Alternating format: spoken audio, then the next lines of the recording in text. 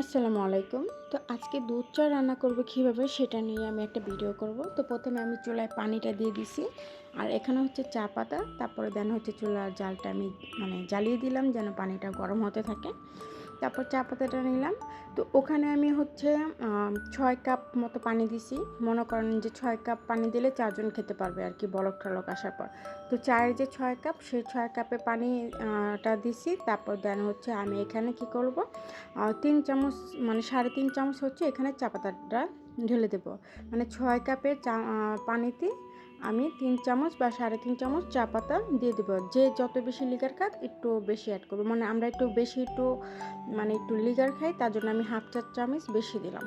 তো এখানে আমি হচ্ছে ৩ চা চামচের উপরে ৪ চামচ দুধ নিয়ে নিলাম। দুধটা যেন একটু ঘন থাকে বা মজার করে যেটা চা খাওয়া বলে সেটা কি। তো চা এখানে আমি ৪ চামচ দুধ চা নিলাম। তারপর দেন হচ্ছে অল্প একটু পানি দিয়ে এটাকে আমি গুলিয়ে নেব এখন। তারপরে এই যে এখানে কিন্তু আমার লিকার এখানে যে বয়েল হচ্ছে এটাকে আমি ৩ থেকে ৪ মিনিট বয়েল হতে দেবো আর কি। তো বয়েল হওয়ার পর এখানে আমি আমার দুধটা প্রিপারেশন করব, দুধটা রেডি করব, পাউডার দুধটা এখানে পানিটা অল্প একটু পানি নিয়ে তারপর দেন হচ্ছে এটাকে আমি একদম চামচ দিয়ে নরম করে ফেলবো, লিকুইড টাইপের করে ফেলবো। তো অনেকে হচ্ছে যে গরুর দুধ দিয়ে চা রান্না করে, দুধ চা রান্না করা ৪-৫টা স্টাইলে রান্না করে, এক একজনের এক এক স্টাইল। এটা হচ্ছে এক নাম্বার স্টাইল, যেটা হচ্ছে এই যে আমার লিগারটা ৩-৪ মিনিটের উপরে হয়ে গেছে যে আমি বয়েল করতেছি। তারপর দেন হচ্ছে আমি যে দুধটা ঢেলে দেব। দুধটা ঢেলে দেওয়ার পরে এটাকে আমি আরও 2 থেকে 3 মিনিট বয়েল করবো, আরও 2-3 মিনিটের প্লাস, এরকমই 2-3 মিনিট প্লাস আমি এটাকে বয়েল করবো যেন একটু লিগারটা কড়া হয়ে আসে।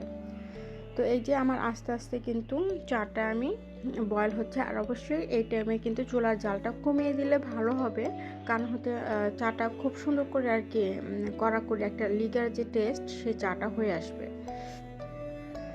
তারপর আমার 3-4 মিনিট হওয়ার পরে আমার ফাইনাল যেটা আসে, যে চাটা এই যে কালারটা সেটা এসে পড়ছে।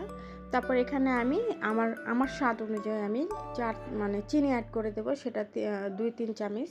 তো আমি বেসিক্যালি 3 চামচ 3.5 চামচ অ্যাড করছি, আমার মিষ্টি কম খাই। তো যে যেমন মিষ্টি খায় তেমনই। তারপর আমার চা রেডি হয়ে গেছে। চিনিটা অ্যাড করার পর আমি 1 মিনিটের মতো নাড়াঠাড়া দিয়ে তারপরে যে চাটা ছেঁকে দিলাম।